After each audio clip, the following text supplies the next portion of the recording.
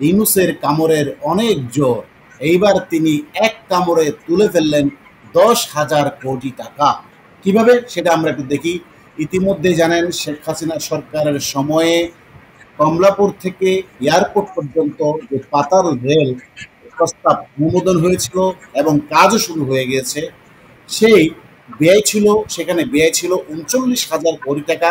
এবার ৪৯,০০০ কোটি টাকা সেই প্রকল্প এমআরটি লাইন 1, সেইটার ব্যয় বেড়ে এখন হয়েছে ৪৯,০০০ টাকা, অর্থাৎ ১০,০০০ কোটি টাকা বেড়েছে প্রকল্পের ব্যয়। এই ব্যয় কেন বাড়লো হঠাৎ করে, কী কারণে বাড়লো? তখন তো যে সমস্ত ঠিকাদার দরপত্র জমা দিয়েছিল তাদের কোটেশন তারা দাখিল করেছিল এবং সেই দরপত্র অনুযায়ী তাদেরকে কাজও দেওয়া হয়েছিল। কিন্তু হঠাৎ করে ১০,০০০ কোটি টাকা বেড়ে গেল। তার মানে এই যে যারা ঠিকাদার তারা কিন্তু অতিরিক্ত ব্যয় সংযোজন করে সরকারের কাছে নতুন প্রস্তাব দিয়েছে। আমরা যেটা মনে করি ইউনূসের পরামর্শে এনসিপি অর্থাৎ সমন্বয়ক ইউনূস গংদের সেনাবাহিনী এদের পরামর্শে এই ঠিকাদাররা নতুন করে ১০,০০০ কোটি টাকার চাহিদা দিয়েছে। এই যে কামড়, এই কামড়টা কিন্তু ইউনূসের কামড়। এই এক কামড়েই উঠে যাচ্ছে ১০,০০০ কোটি টাকা।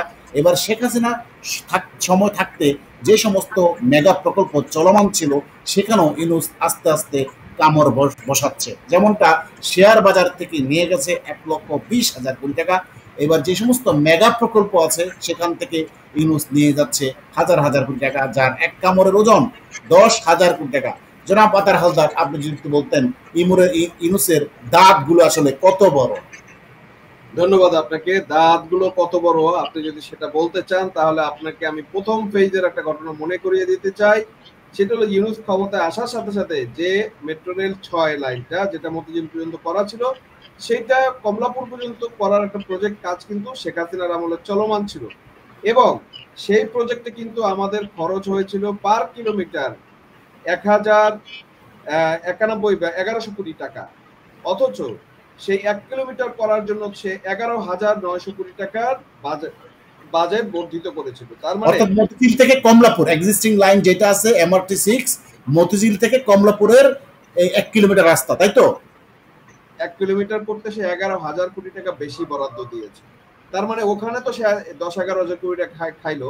এখন আবার এমআরটি লাইন 1 এর যেটা প্রজেক্টেড ভ্যালু সেই ভ্যালুতে আরো ১০,০০০ কোটি টাকাতে সে বাড়াই নিল। তার মানে হচ্ছে এখান থেকে তার লুটপাটের যে জায়গাটা, তার যে সুইস ব্যাংকে টাকা পাচারের, এনসিপি দের নির্বাচন করানো, সুইস ব্যাংকে টাকা পাঠানো, এবং আপনি দেখেছেন ব্যক্তিগতভাবে ইউনূসের কিন্তু পার্সোনাল ইন্টারেস্ট যেটা আছে, হ্যাঁ, সেটা কিন্তু সে খুব 100% আদায় করে নিয়েছে বাংলাদেশের কাছ থেকে। সাধু সেজে সাধু সাধু ভাব ধরে, বাল্য বাল্য ভাব ধরে সে হচ্ছে দেশটাকে লুটপাট করে প্রকাশ্যে নিয়ে যাচ্ছে। এটাই হচ্ছে তার দাঁত। আপনি চিন্তা করেন কত বড় হতে পারে। হ্যাঁ, আরো মজার বিষয় হচ্ছে যে চট্টগ্রাম বন্দর বিদেশিদের হাতে দিয়ে সেখানেও একটা বাইট দিয়েছে ইউনূস, বড় ধরনের বাইট। সেখানে ওই যে বাটপার আশিক যাকে ভাড়া করে এনেছিল ইনভেস্টর হিসেবে, সেখানেও কিন্তু বড় ধরনের একটা কামড় ইউনূস বসিয়েছে। অর্থাৎ ইউনূস যেখানে সুযোগ পাচ্ছে সেখানে কামড় বসাচ্ছে। ইউনূস বিশ্ববিদ্যালয়, ইউনূস মেডিকেল, ইউনূস ট্রাভেল, সব ইউনূস আর ইউনূস। ইউনূস যেখানে যাচ্ছে লুটপাট করে খাচ্ছে। এখন সর্বশেষ যে কামড় ১০,০০০ কোটি টাকা, এটা আসলে মেনে নেওয়ার মতো নয়। দেশের আপনাকে আরো বলি, আমেরিকার সাথে যে চুক্তিটা বাংলাদেশ করেছে, যে গোলামি চুক্তিটা ইউজ করেছে, সেই গোলামি চুক্তিতে আমেরিকা থেকে আমরা যেসব জিনিস আমাদেরকে পণ্য নিতে হবে, আপনি কি মনে করেন সেই সব পণ্যের যে ক্ষেত্রে সে কি ভাগা পাবে না? সে কি দালালি পাবে না? সে কি দালালি নিবে না? অবশ্যই সে দেখা যাচ্ছে সে এমন এমন প্রজেক্ট করে যাচ্ছে সারা জীবন যাতে সে সেখান থেকে দালালি পেতে পারে। সেখান থেকে আপনার কাছে এখন আমার প্রশ্ন, এখন যারা যে সমস্ত দুদক ফুদক হাবি জাবি রাজনীতি ব্যক্তিবর্গ তারা মুখে কুলুপ দিয়ে বসে আছে, মজার ব্যাপার হলো সাদা পাথর লুট হওয়ার ব্যাপারে অনেকেই বলেছে, অনেকেই দাবি করেছে, যেমন আমতারেক দাবি করেছে সর্বদলীয় ঐক্যের ভিত্তিতে এই সাদা পাথর লুট হয়েছে। তাহলে কি রাজনীতিবিদরা এবং দুদক ফুদক এখানেও কি সর্বদলীয় ঐক্য আছে এই কামড়ের ভিতরে? অবশ্যই। আপনি কি মনে করেন যে এই যে দুদক, আপনার কলিমুল্লাহ স্যারকে যে গ্রেপ্তার করলো দুদকের যে মামলায়, জোরে বলেন একটু।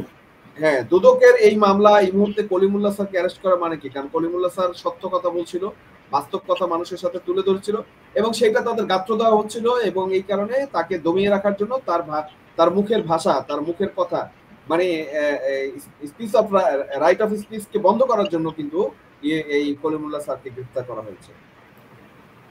তাহলে বুঝেন পরিস্থিতি কত ভয়ঙ্করের দিকে নিয়ে যাচ্ছে ইউনূস। অর্থাৎ ইউনূস যে কদিন থাকবে দেশের মানুষের রক্ত শোষণ করবে, সাথে তার প্রেতাত্মা বাহিনী ওয়াকার, ফাজুর, এহসান, কামরুল বাহিনী এই ইউনূসকে সহযোগিতা করছে এবং তারা ভাগ নিচ্ছে। আপনি পৃথিবীতে যত দালাল ব্যবসায়ী, দাদন ব্যবসায়ী, সুদ ব্যবসায়ী, আপনি যুগ যুগ ধরে এই বাংলার বুকে আমরা সুদ ব্যবসায়ী বা দাদন ব্যবসায়ী দেখেছি। আপনি কি কখনো দেখেছেন যে দাদন ব্যবসায়ী সে তার লাভ ছাড়া এক পা সে কোনো দিকে দেয়? তো তার ভিতরে সে সুদ ব্যবসা, দাদন ব্যবসা রয়েছে। ও দেশ গোল্লায় গেল কি গোল্লায় গেল না সেটা তো বড় কথা না, কিন্তু সুদ করে অ্যাকাউন্টে টাকা আসলো কিনা এটা দেখার বিষয়। হ্যাঁ হ্যাঁ, সেটাই। এখন মানুষের রক্ত শেষ না করা পর্যন্ত আসলে ইউনূস থামবে না, ইউনূস গং থামবে না, এই কুলাঙ্গার বাহিনীও থামবে না। এই কুলাঙ্গার বাহিনী আসলে লুটপাট করার জন্য, হাজার হাজার কোটি টাকা নিজেদের পকেটে নেওয়ার জন্য একটা গণতান্ত্রিক বৈধ সরকারকে উৎখাত করে ইউনূসকে বুঝিয়ে দিয়েছে। নিজেদের মধ্যে সলা পরামর্শ করে কে কত খাবে না খাবে এখন প্রকাশ্য আস্তে আস্তে দিবালোকের মতো জনগণের সামনে পরিষ্কার হচ্ছে এই ইউনূসের লুটপাট। ধন্যবাদ আতার হালদার, সুন্দর বলেছেন। ধন্যবাদ প্রিয় দর্শক। আপনি কি আর কিছু বলতে চান? না, আমি একটা যে সাথে অ্যাড করতে চাইছিলাম সেটা হলো সুদখোরের যে বিষয়টা। আপনি গ্রামগঞ্জে দেখবেন যে দয়া মায়া তাদের কাছে কিন্তু সুদখোর বা মহাজনদের কাছে নেই। আপনি দেখবেন যে যখন কোনো একটা দরিদ্র কৃষক বা মৎস্যজীবী সে লোন নিচ্ছে, একটা পর্যায়ে তাকে এমন ফাঁদে ফালানো হয় শেষ পর্যন্ত তার জমি বিক্রি করতে হয়, একটা করে তাকে জমি বন্ধক দিতে হয় বা দিয়ে দিতে হয়। এরকম করে করে দেখা যাচ্ছে একটা জেলে বা একটা কৃষক সর্বশান্ত হয়, কিন্তু এই সুদখোর বা মহাজনের দিলে কিন্তু কোনো পানি আসে না, কোনো মায়া আসে না। তো সেরকম হচ্ছে ইউনূস। এই ইউনূস যতদিন বাংলাদেশে থাকবে ততদিন বাংলাদেশের কপালে আসামি সংকেত বাংলাদেশের জন্য খুব খারাপ দিন অপেক্ষা করবে এবং বাংলাদেশ ধীরে ধীরে ধ্বংসের পথে এগিয়ে যাবে। এটাই। ধন্যবাদ।